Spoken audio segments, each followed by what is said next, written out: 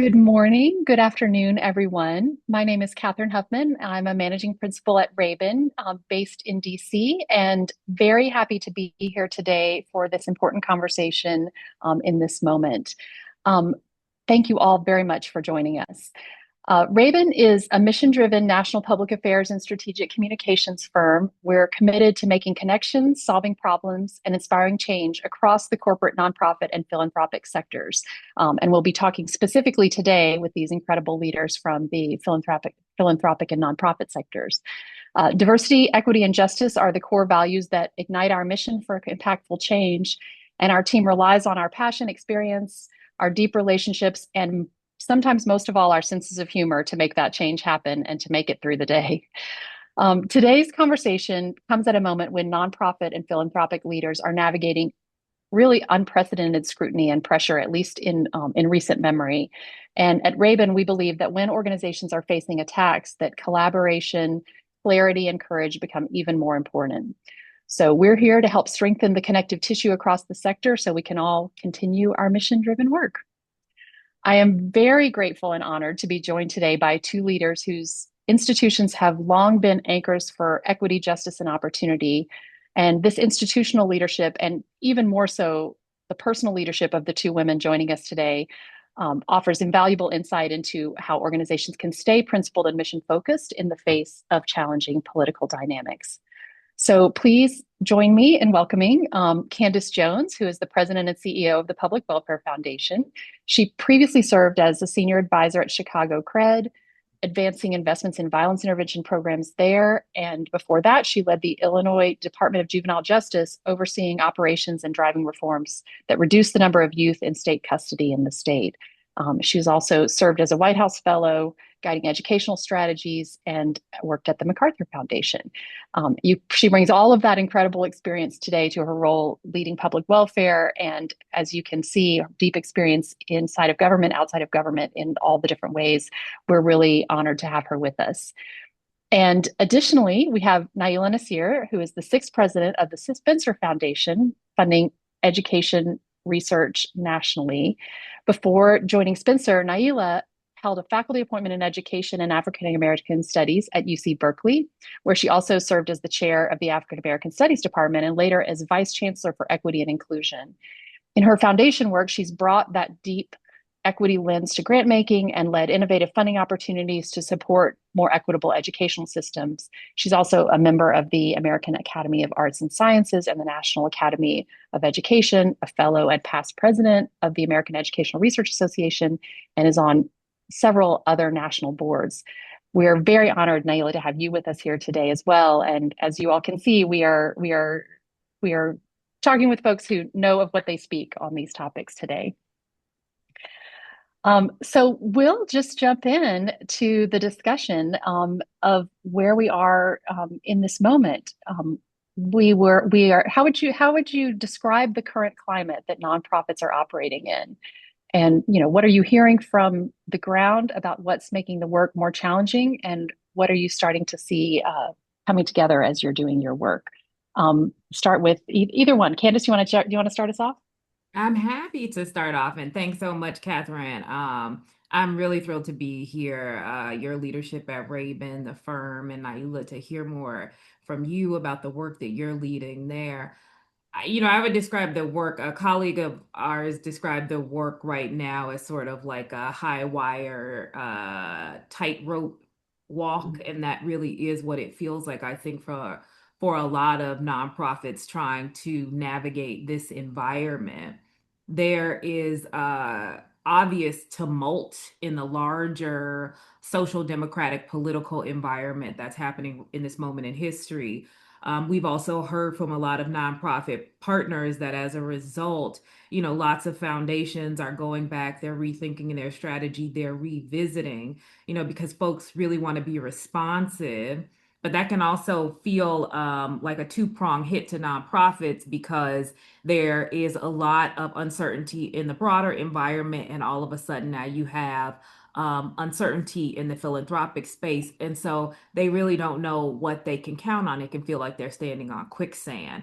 And it's very difficult to both sort of sustain your work in the near term in those conditions and also to plan and move forward in times like these. And so I think nonprofit partners are, they're navigating incredible challenges in this moment in history. And, we can talk about it more later, but I just think it's a really tough environment. Yeah.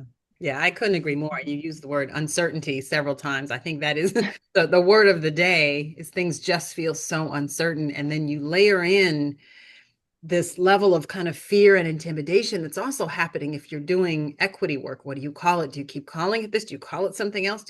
There's that level of uncertainty. And then this combination of like deep levels of need in Mhm. even more profound ways than we thought were possible, right? Need Mhm. around a range of issues, education, immigration, food insecurity, healthcare, like so the need is great and then the resources are constricting both because the foundation world is like we're like reeling like wait what do we do and the federal sources of funding that folks have counted on have dried up in a lot of cases. So I think there's a like it's hard to even I think articulate the emotional load that people are needing to carry right now, kind of in addition to figuring out how to keep organizations afloat. There's just this prolonged and ongoing demand for leaders to figure it out, to keep themselves together, to keep the staff together, and to be kind of an anchor for communities.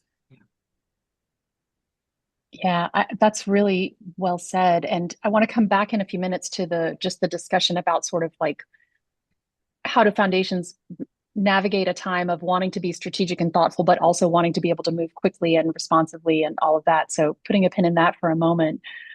Candace, talk a little bit about, you've led many different types of organizations through periods of public and political pressure. What do you see as the biggest threat that's facing mission-driven organizations right now? There, externally, there are a lot of threats. There are threats of, depending on your work, whether it's racial equity and inclusion work, whether it's immigration work, whether it's environmental work. There are lots of external threats of investigation, intimidation. There's sort of core strategic work that can be criminal. Everyone's a criminal and engaged in some criminal activity if they don't feel like they're sort of representing some political agenda that someone's trying to advance. And so that's an external threat. The internal threat can be a crisis of principles. Internally in an organization, it can be, these are moments where you're tested. Your commitment, your team's commitment, your board and leadership's commitment to a strategy in moments like these, they are not abstract. You are called Mhm. upon, and we've seen this in just the not even full year since we've had a transition in leadership, corporations retreating, what's going on. People are really, their commitments and prior commitments and statements are being tested. And so a lot of people are revisiting, and that has massive impacts internally on an organization. Uh, Mhm. what choices that you make, you're weighing, protecting it legally and making sure that you're acting well within the bounds of the law. But then there are real tests of just principled leadership, your team, the people who have joined that organization under the belief that they signed up to do a certain type of work are looking to you as leaders. They're looking to the board to understand what the signals will be, not to mention your broader sort of community of external partners. So there are a lot of challenges, in any organization. I always say this about when you are shepherding an institution through a moment of transition or through a difficult time, it demands radical clarity about what you're focused on. Mhm. Because I always tell leaders, humans, whatever we like to tell ourselves, we don't do a lot of things well. right? We just do a few things well. So you better be really clear in that moment what few things you're focused on and tackling. And I think that's especially true for organizations right now, having real clarity on where they're focused on and principally how they're planting their feet. Mhm. Naila, how do you were nodding while Candace was talking there. How are you thinking about that in terms of the clarity that you and that Spencer are bringing to your work, but also in terms of kind of striking that balance and understanding that in the same moment that we have to be clear, we also, it feels like, have 15,000 new considerations that we have to be factoring into our decision making and our planning and all of that. How are you navigating that Yeah. at Spencer? Yeah, I think we are trying to do two things. One, we are trying to do, as you said, Candace, stay really mission driven, oriented by our strategy, keeping our eye on the long term ball, right? Like, so we're invested in how do we support research that is a part of the solution and not the problem in education, right? Around equity in particular. And so that's going to matter now. That's going to matter 5 years from now. And hopefully the grants we're making now will matter 20 years from now. And so it's not all about, kind of protecting and defending in this moment. So that's one Mhm. way I think we're moving forward, to remember what we're about, why we're about it, why we use the term equity. It's not because we want to fall on one side of a political divide. It's because social inequality is one of the fundamental challenges of our time and will leave so many people and communities without opportunity and will weaken us as a nation. Like, it's clear why we do the work we do. And then there's the part of that's like, and crazy things are happening, dire things are happening. And so at the same time that we're wanting to stay really mission driven, we're also realizing sometimes you just have to do the right thing, even if it doesn't fit squarely in your strategic plan. Like, Mhm. so, I give you an example for us. That this last spring was a really challenging time for researchers in general and for education researchers specifically. The National Science Foundation canceled um, about, I think it was $800 million in grants to scholars.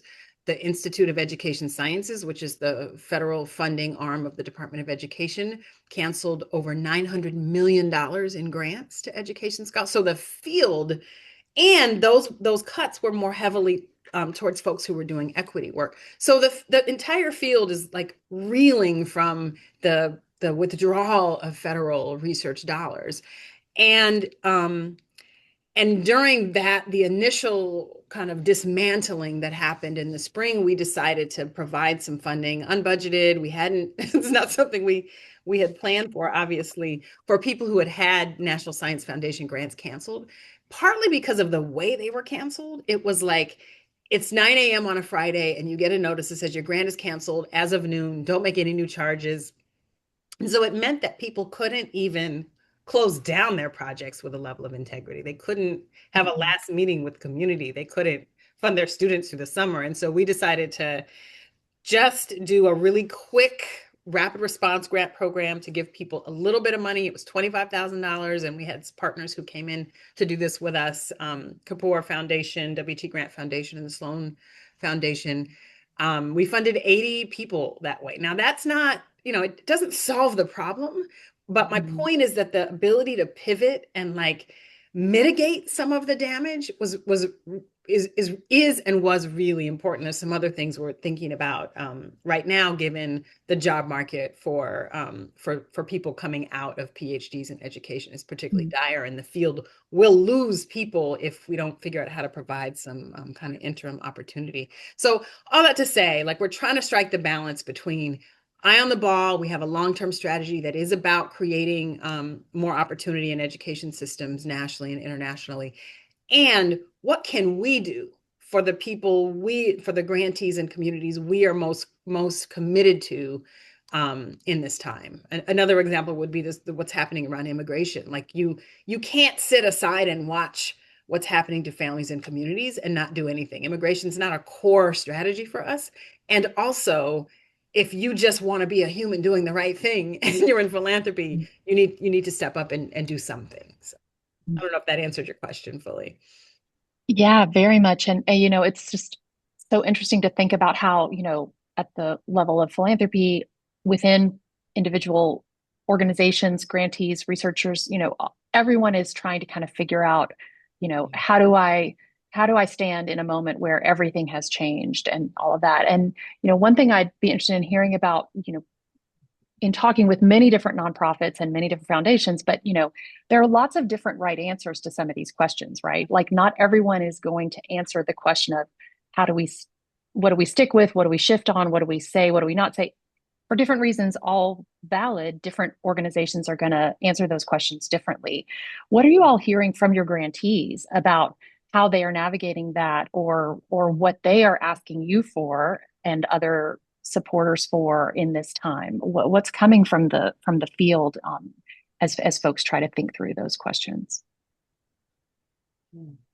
I mean, it's so Anyone want to go? context dependent for us. I think that most of our grantees are scholars in universities and other folks involved in research activity. And so if you're in, certain states in the South, there are certain words you just cannot say in your grant proposals. And so they're having to adapt, and we're adapting our systems to to understand what they mean when they say this word versus that word, right? Um, so I think there's a lot of variation for a lot of scholars right now who do equity work. They are very particularly under attack and constriction and being told not to do their work.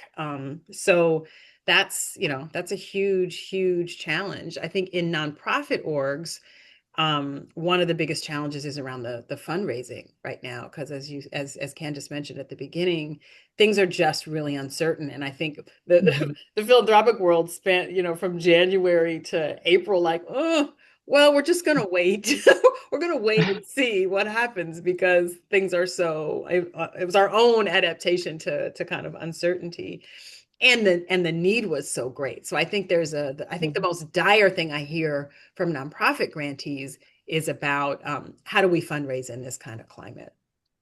Yeah. I agree with that. We survey our grantees annually, and our survey results for fall. We asked some additional questions because the client has so shifted dramatically this year, and so we got those early results right before we went out for the sort of end of October, early Thanksgiving holiday, and clear in a way. The highest, most vocal need was for resources.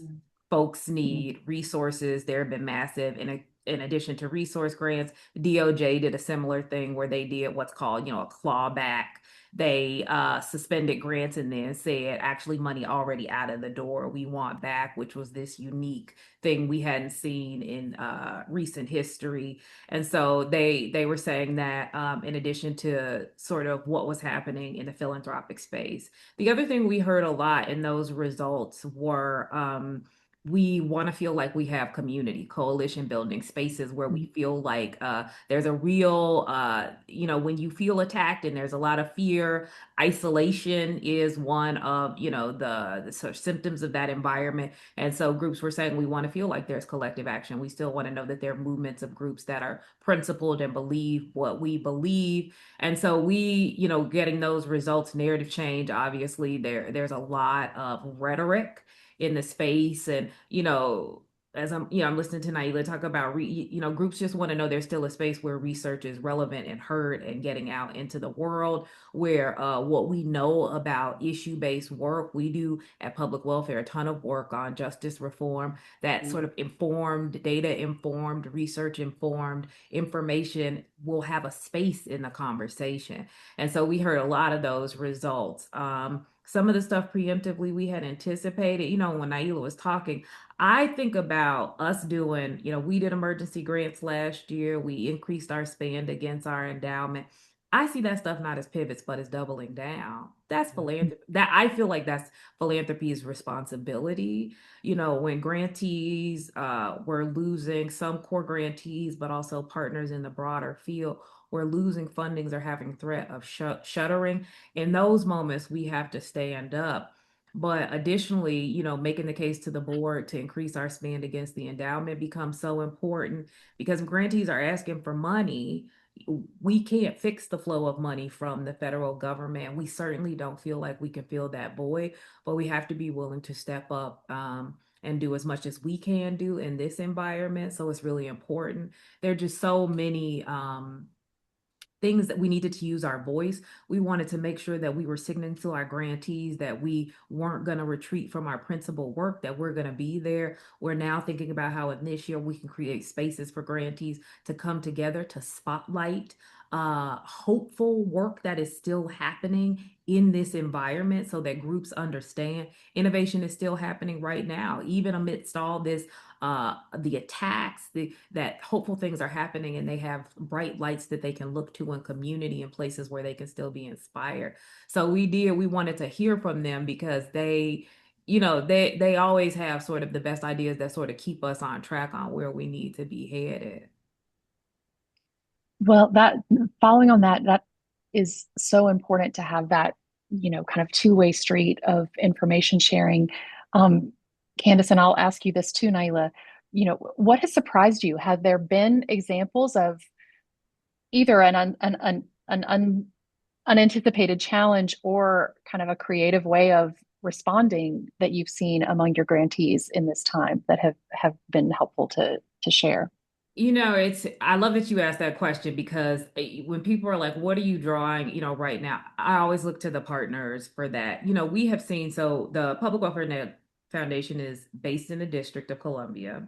We had a really intense summer. We do justice reform. So a lot of our partners are organizations, in and around that do policy work, advocacy work, demonstration projects, support work for formerly incarcerated people. And we had really this sort of rhetoric around law enforcement and crime in the district, and then sort of a surge of law enforcement, both military, ICE, and local policing happened, particularly in communities of color in the district and immigrant communities, which really changed the environment. Very quickly it became very tense here. But I was surprised and heartened by organizations coming together, a lot of not natural allies across different fields, sharing information, people talking about where occupations, where stop points were happening, sharing that information across immigrant and justice reform communities, groups working together, leveraging resources to be on the same page. A lot of the legal services groups going out into communities of color at night, wearing blue hats, saying we're here to sort of intervene in unlawful stop to make sure people know their rights. There were all these ways that people really showed up that were powerful, that once again remind you, and people are doing it, they're doing it on air. They're doing it. They were sort of just activating and having that, and that's powerful. It reinforces for you that incredible work is still happening at all times, and that our responsibility was to get up, get in here, and make sure that sort of organic movement had fuel.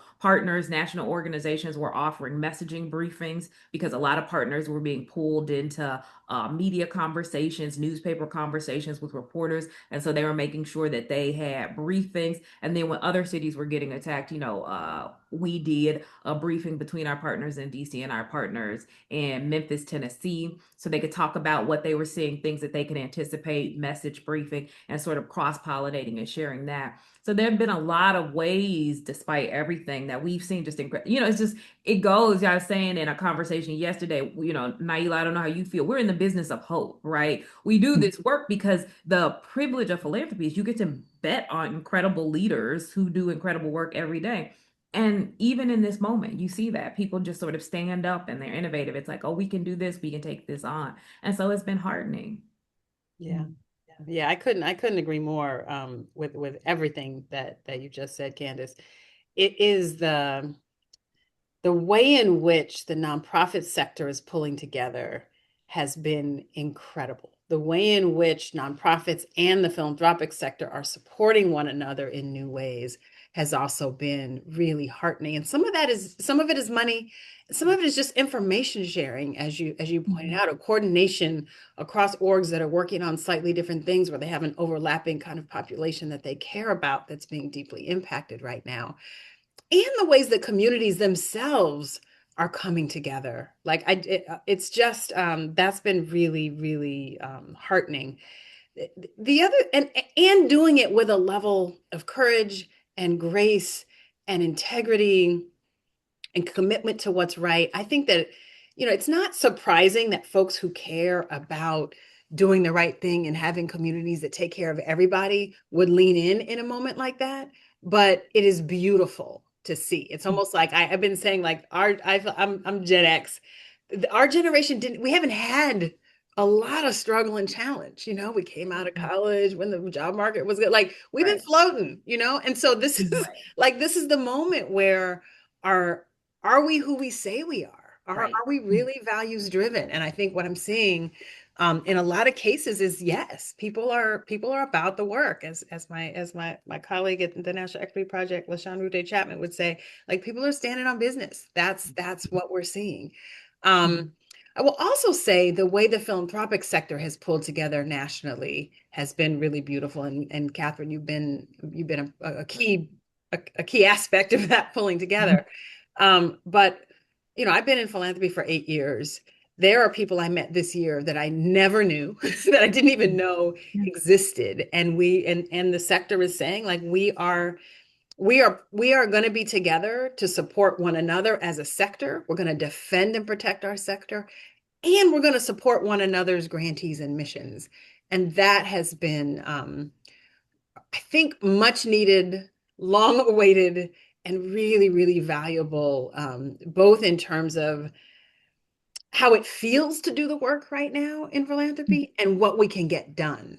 Because it's always the case that we can get more done together than we can each of us standing on our own. So that aspect of this moment where the arguments we may have been having before, we're not having anymore because there's a bigger picture and set of priorities and values that we share. That makes so much sense. And that is, Candace, also living in DC, and Naila, I know you're in Chicago. I mean, the way in which, you know, I want to say organically, and sometimes it is, but often it's not organic. It's quite well planned and coordinated, that people are coming together and being willing to step out and step in ways that they never would have imagined before. It is absolutely what is giving me hope. I drive down 16th Street and see, you know, older white ladies with their little vests Yeah. on, making sure the kids get to school and whatever. I mean, it's Yeah. fantastic. It's really wonderful.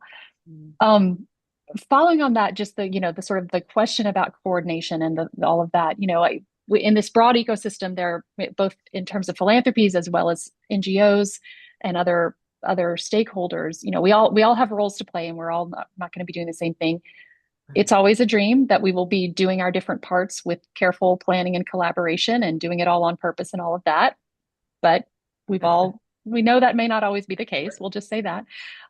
Where do you all see need for further coordination, whether that's at the level of sort of philanthropies and the supports and resources that they can bring, or, in terms of the broader field, in terms of advocacy, where are the gaps that you see that we should be thinking about how to fill or how to sort of support the filling of in a time like this?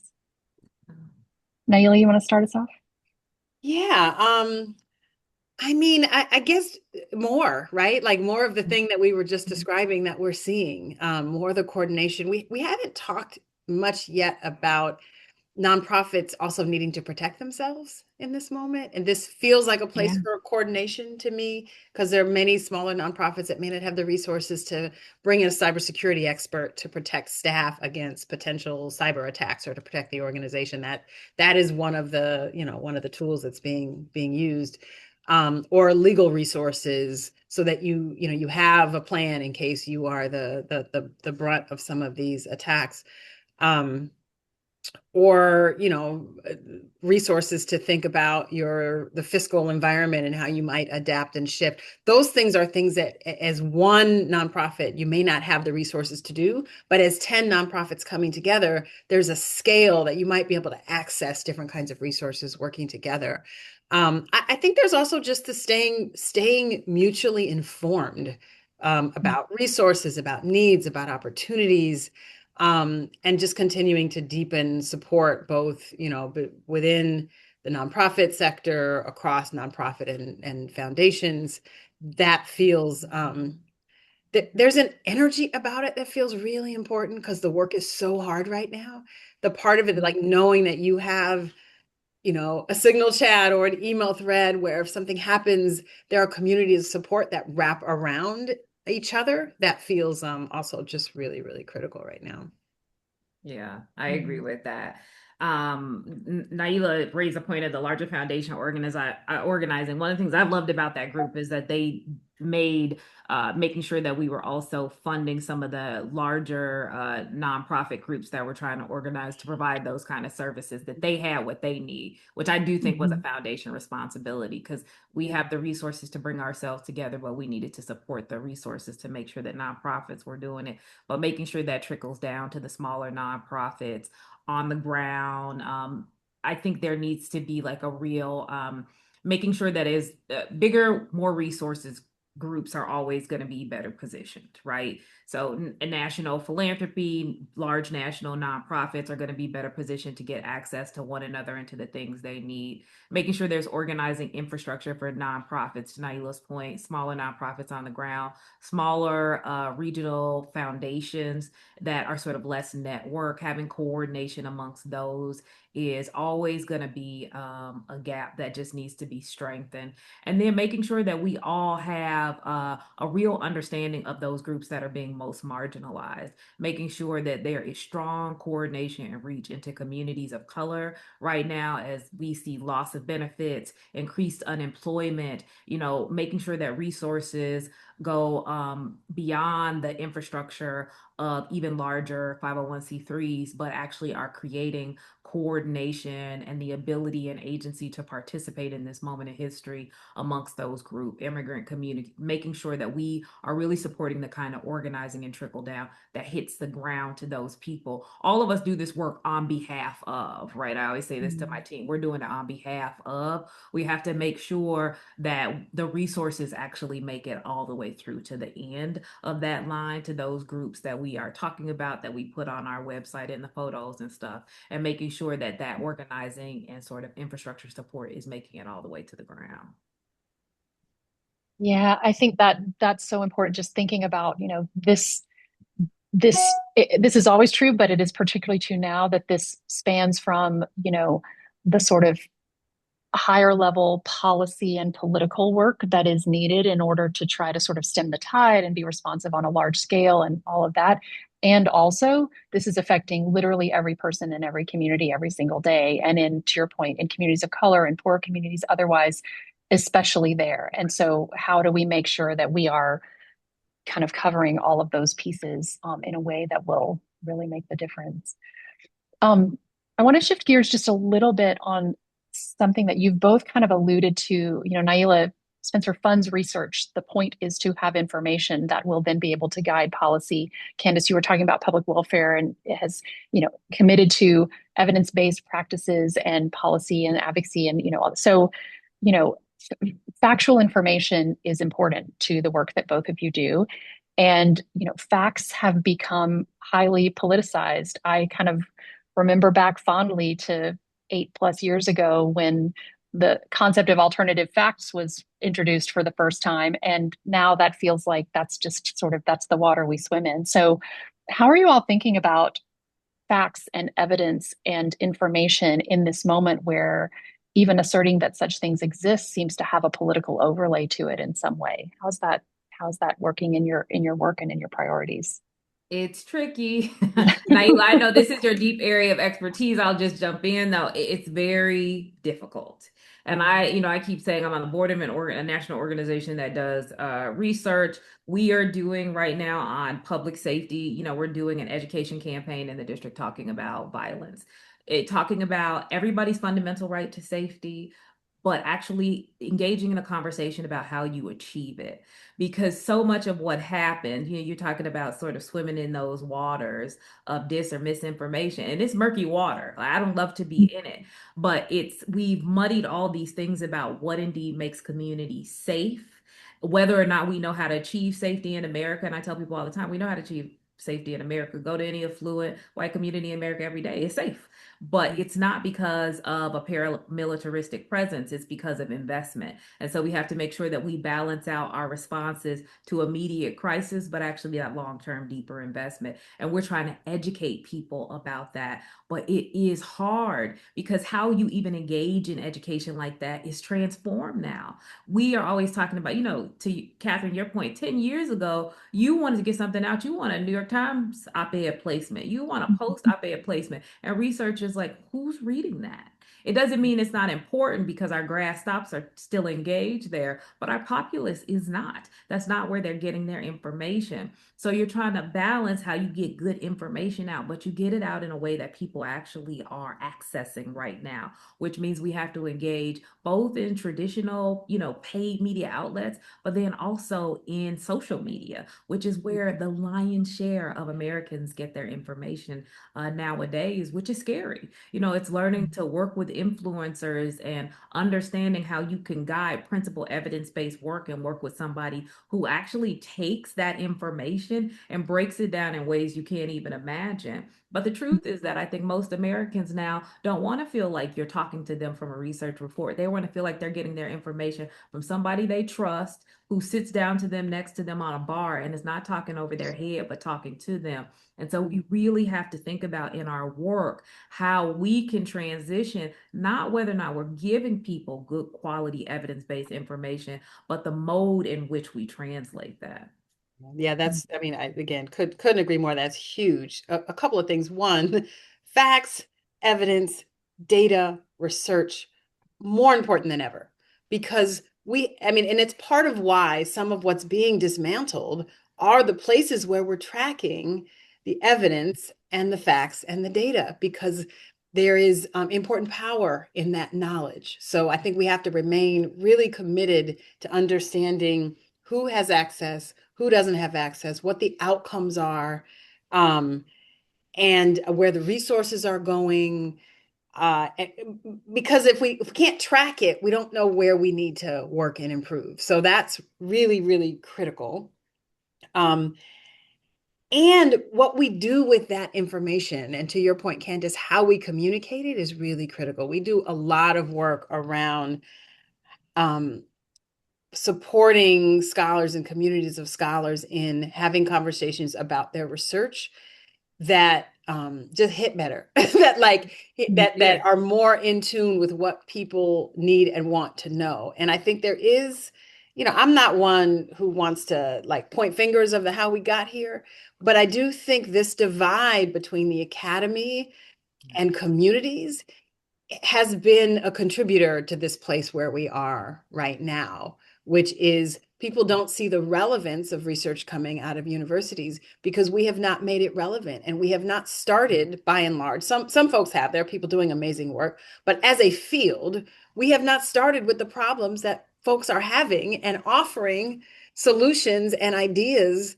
around those problems as communities are experiencing them. So starting there. So it's not just about what you do once you have findings. It's about how Mhm. you frame a problem. What are the problems you're looking at? What are the topics you're engaging? Does anyone need this? Like, it's not a question we stop and ask as scholars. And I think we need to stop and ask, who needs this? Not that all research needs to be applied, because there's a role for basic research, really, really important role. And we have to be better at describing our work in ways that makes its relevance and usability apparent. Because you come into graduate school speaking regular English, and you leave in speaking in words that no one but you and 10 other people understand. It's like, I remember it happening to me. I used to write Right. fiction. I can't write anything anymore.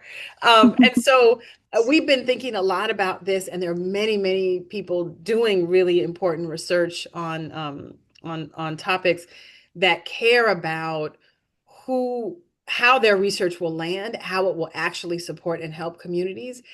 And we are also thinking at Spencer about how do we produce so many PhDs that don't know how to do this? And maybe an even better question, how do we shift how we're Mhm. producing PhDs so that the people that have the really important technical research skills, which is a thing of beauty, by the way, like I have just an even deeper respect than I ever did for like the kinds of meticulous, rigorous thinking that go into high quality research.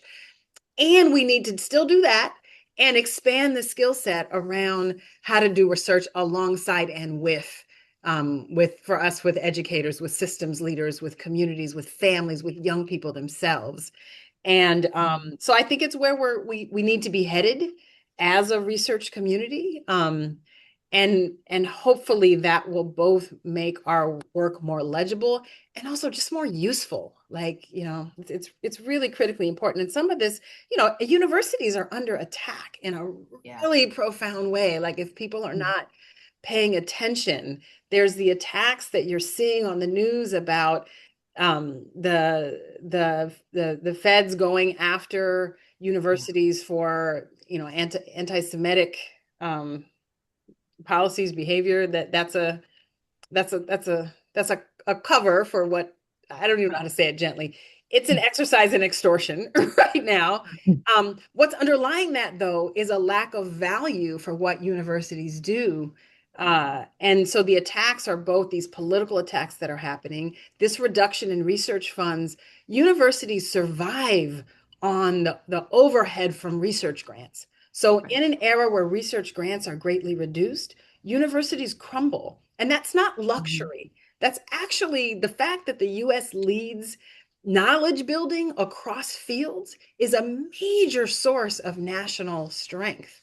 And so Mhm. weakening that is really deep cause for concern. I know this is in the technical weeds, but not only are there fewer research grants going out, and the biggest grants are from the feds always, the indirect rates, which is the portion of the grant you can use to support university infrastructure, has also been greatly reduced. And so you have these Yeah. major research universities having hiring freezes, pulling back their own internal support for research activity because the budgets are so tight, not admitting as many doctoral students. Like there is an incredible constraining happening in higher ed right now that's going to have downstream effects on the power of the research enterprise in the United States. Mhm. I Sorry, that love Naila. I know you, it's spot on. One of Mhm. my law school professors used to always say, brilliance isn't making simple things complicated, it's the ability to make complicated things simple. He would always say, as an attorney, it is your responsibility to make sure your client understands you, not your client's responsibility to try and understand. And I think Mhm. in so many fields, we sort of lost that. yeah, And people deeply resent when they feel like you're communicating over their head. that's right. Mhm. That's Right. right. Especially if you're talking about equity work and you're using words people don't understand. Like I But anything, Exactly, right? Yeah. anything, yeah. if you take Yeah. the time, you should be able to stop and communicate it Hmm. to any other lay human on the street. Just, Right. and we've sort of lost the responsibility to do Yeah. that. Yeah. Yeah, and that's something that, I mean, as you're describing, Naila, there's a particular path there in the context of research and the academy, but that happens in name your name Mm. your sector, name your piece of the work. That exact same phenomenon has happened in a lot of different ways. So that that falls on a lot of us in terms of having contributed to where we are at this moment in that way. We're going to shift to audience questions in just a moment. And so folks, please do in the Q&A function, add your questions if you have them. One more question as people are doing that for you all. We I started this off by almost saying, this is unprecedented. Um, but history has seen many periods of crackdown on civil society in this country and otherwise.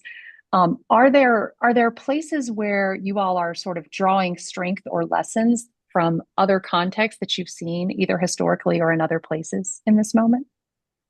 Absolutely. I can go. Yeah, go ahead. I did my undergraduate degree in African and African American studies, and I drew sort of earlier in the year, actually in the last couple of years, I found myself going back to some of the canon of those writings, some of the earlier foundational Mm, writings, just for almost an anchoring. Right. One of the things that I think is so important, Americans, we can have short institutional memories, period, about all things and sort of concerted attempts to erase our history are dangerous, but we don't necessarily always hold on to those things. And those movements and those struggles, I've drawn a lot of strength from, talked about with my team, encouraged other people to read and revisit. I was talking to a gentleman yesterday, and to Naila's point, being a part of Gen X, our generation hasn't had the struggle. Not only that, we stood on the shoulders of generations that sacrificed greatly on our behalf, and we benefited from that sacrifice. And so, I agree that I'm heartened. I do think that the amount of strategic planning that those moments in history demanded, and the solidarity that those moments in history, that I am hopeful, but I still think there's a lot of opportunity for growth. And I draw a lot from understanding in those moments how communities came together and got really strategic, made some choices about how they would sacrifice collectively and serve collectively, that I think will be very important for all of us moving forward. Yeah, yeah, absolutely. I have a colleague in education who just retired. Her name is Vanessa Siddle Walker, and she's a historian of African American education and has written just this set of beautiful, beautiful books kind of documenting the history of African American education in this country. And one of the things she writes about, like this first book that she wrote is called Their Highest Potential, and it's about segregated schools in the Black South and rewriting the story of what happened inside of those schools where you had, they're written prior to her work as places that were low resource that we needed to integrate in order to get resources. They were low resource, but there was a lot of resource there if you expand how you think about what resources was. Teachers that really believed in the potential of young people and loved and cared about them. High standards for student achievement. All leaders that were deeply connected to community and intentionally. So anyway, my Teachers point who is were that she really well trained because they could only teach, even though they had absolutely. PhDs and. Yeah, the Leslie Yeah. Fenwick has a book that talks about the level of training differences in Black education educators versus white educators during that time period, and that when desegregation happened, the Black educators got fired en masse, right? But the other thing that Vanessa writes about is that these educators by day were in front of the classroom or were school leaders. By night, they were the plaintiffs in the cases. They were driving plaintiffs across state lines to do depositions.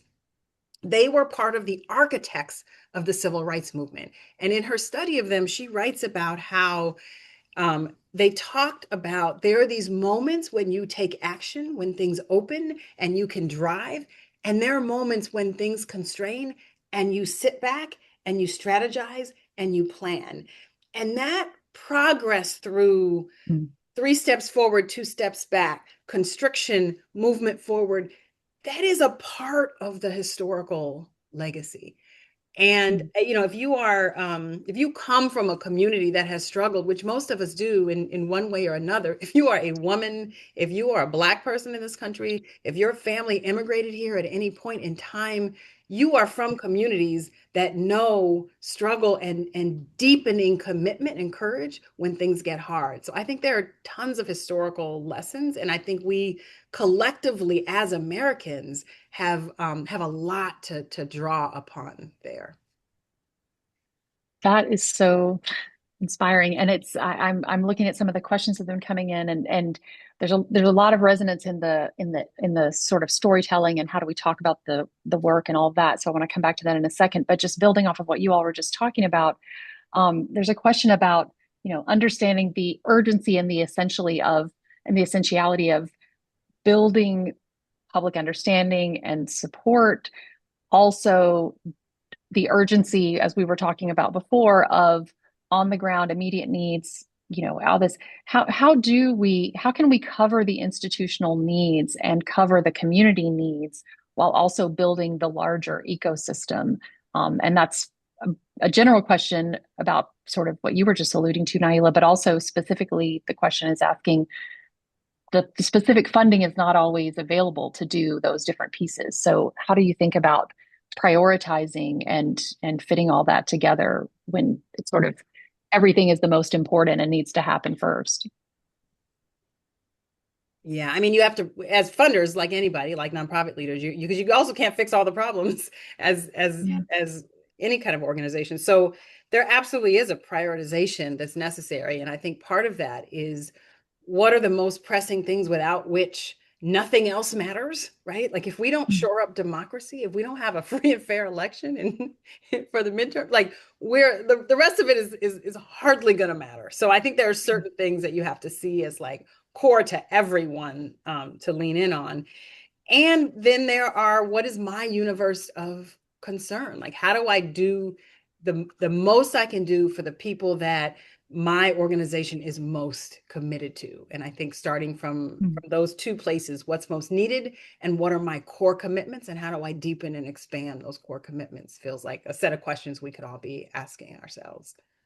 I agree with that. This goes back to the point for me earlier, just about radical clarity and, principle. One of the reasons why public welfare focuses a national grant making organization, we focus on justice reform. We had to make a choice to plant our feet because we were like, we can show up a little bit in a lot of areas, or we can show up really big in one. And if we show up big in one, then we can do some systems change work. We can do some narrative change work. We can do some deeply community building work. But we were able to go deeper in a more finite place than if we were trying to go broad on different issues. We probably would have had to be narrow towards the tip. And so I think that's to Naila's point. At somewhere, you're going to have to make some strategic choices about how you're going to bet your bets. For us, it was very important not just to be grass tops, but to also have some focus on grassroots. And so that means we had to have the choice about focusing on issues. Mhm. Mm. Yeah.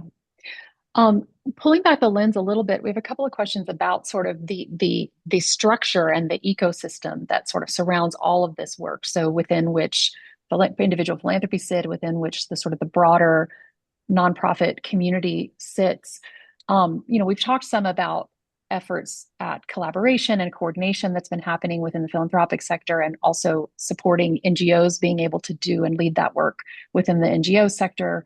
What of that do you see as sort of what's still needed in this moment? But I'm also really curious about, you know, imagine we come through this time where we are sort of at the tip of the spear of particular types of pressures and attacks and we're 5 years out, 10 years out, 20 Yeah. years out, what should still be there? What do you hope that we will be building now that will be useful and will bring us out stronger than ever on the other side of this? I love that question, Catherine. We've talked a little bit about this in our organizing group in philanthropy, but I think it just gives us a broader opportunity to engage in a conversation about philanthropy's role, what it needs to be doing in a more broader collective way beyond this moment in history. And so I do hope that's something that comes out of this. On the nonprofit side, I hope, similar to some of the lessons that we learned during COVID, that we really learn how to strengthen that infrastructure and it sustains us. That, being nimble, making resources available, deep resources that institutions need to be able, they are the ones that have the most difficult positionality to pivot in this moment in history because their funds can oftentimes be limited or restricted. It's like foundations, we actually can pivot. Like when you control the resources, you can make those choices, but the institutions are not. And I hope coming out of this that we sort of learn the lesson, that those institutions also need that flexibility to be able to meet the moment because we often can't control the wind. Yeah, I wonder too if we have come together around a protecting and defending moment as philanthropy or as folks who care about who have certain commitments. Can we come together also around a proactive, forward-leaning set of commitments? And that I think is the test for us and the challenge at present. It, we have to be able to not just say, don't take this away, but what do our communities need? What are the policies that set communities up to thrive? What are the funding streams? What are the narratives and the way we talk about one another and who we are as a country? Like, I hope that what comes out of this is a stronger forward leaning sense of what we want to build as a nation. And I'm not somebody who has long thought about, my Americanness, but it feels like that is part of what's at stake here, our collective commitment to what we will be and what we can be as a nation. And if we can leverage this moment and create a new era out of it, I think that would be a really beautiful thing. Wow, that's a beautiful way to say that. Well, and it's there's some great questions which we're going to run out of time on here, but the idea of building together, thinking together, communicating effectively across perceived barriers, that's coming up in a number of ways in our conversation and in some of the questions.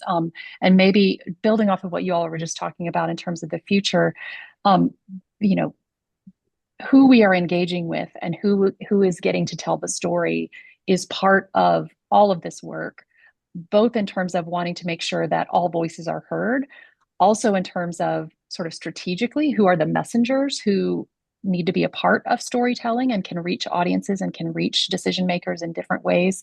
But all of that also goes back to who's got a stake in this and who is understanding their relationship to all of this. So I'd love to hear just any thoughts you all have about as we're thinking about building a new era, building towards a new era, how do we engage even more broadly to, beyond in the broader private sector and other types of civil society institutions, other government institutions, et cetera.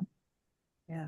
I mean, we need infrastructure to do that, right? Anything you're trying to do requires an underlying structure to allow you to do it. So I think that could be a really important project to think about what's the infrastructure to build consensus across those sectors and across different communities and across the nation so that we can come to a truly collective sense of what we're after and what we want to be. My bet is that we have more in common about what we're after than the divisions. We've just been so focused on the divisions. And meanwhile, what we see reflected back from politics and politicians doesn't reflect our values as people in community. So there's like a re-knitting that needs to happen and finding a way for us as funders to fund the collective infrastructure, movement building, the work that helps us come together and coalesce around a set of values and priorities and initiatives. That feels like the next step that would need to happen to me anyway. I think I think there's going to be a perfect and a good. I did, Catherine, when I used to work in the state of Illinois, it's a highly political state. Really? And we used to have to go around and meet with people. And I'd always say there's a lot less distance between parties than you think, right?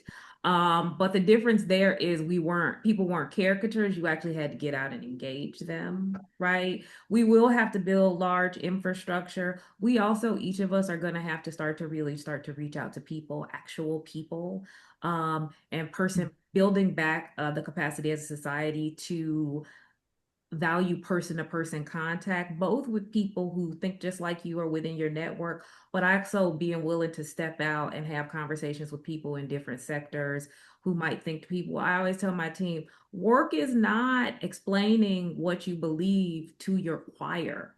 Work is when you're out trying to engage and explain what you do and what you believe to somebody who you might be bringing along with you. That's the work.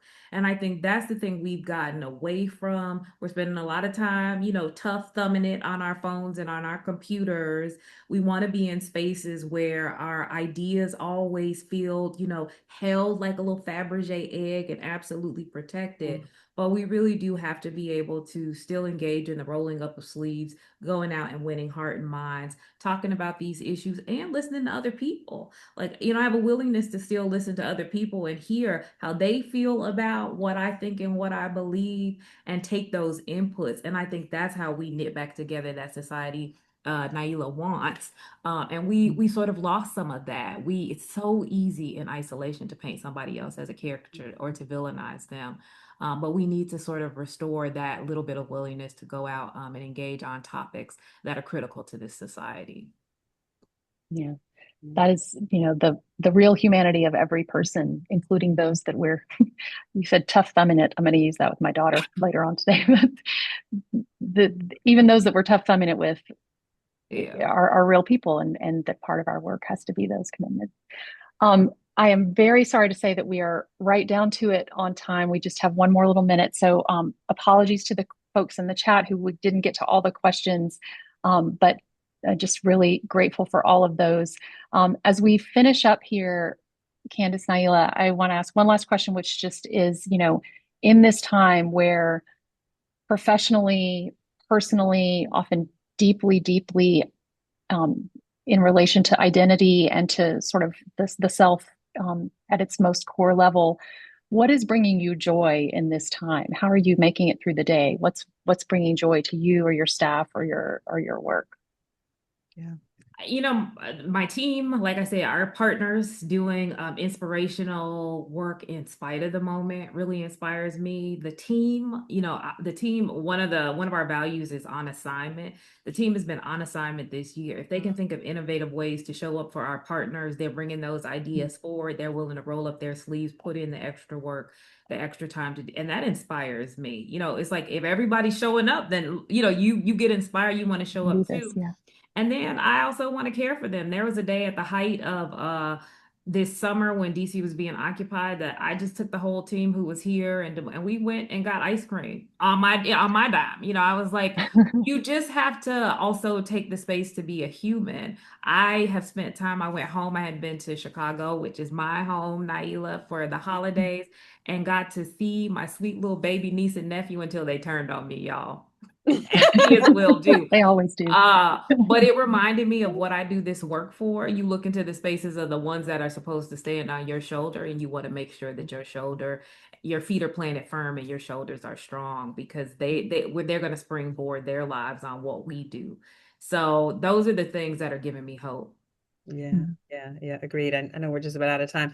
I would just say we have the most amazing staff here at the Spencer Foundation. Like we have fun together, we party, we eat. There's lunch waiting right out there. Like we we have a great time and we care about each other. And I always say you can't create out in the world what you can't create in your one little organization. And so spending some energy creating the thing, community of care, laughter, joy, love, good food, good drinks. Like that's I think what keeps me sustained. I love that. That is words to live by from both of you. Thank you so much. Thank you to our audience today, folks who joined in. We really, really appreciate the participation and the chats and the questions. There's a recording of this that will go out to everyone who registered for the webinar, and we hope folks will have an opportunity to tap into that or share that with others who you think could benefit from the incredible wisdom that we've heard today from Naila and Candace. Naila and Candace, thank you so much. It is just a pleasure and a privilege to be here with you all today. And we appreciate your time and your thoughtfulness, and most of all, just who you are and your leadership in the world. We are all better for it. With that, say thank you again to everyone, and hope to see you all soon on the next one of these town halls. Thank you so much. Have a good holiday, you both of you. Yes, take care, everybody.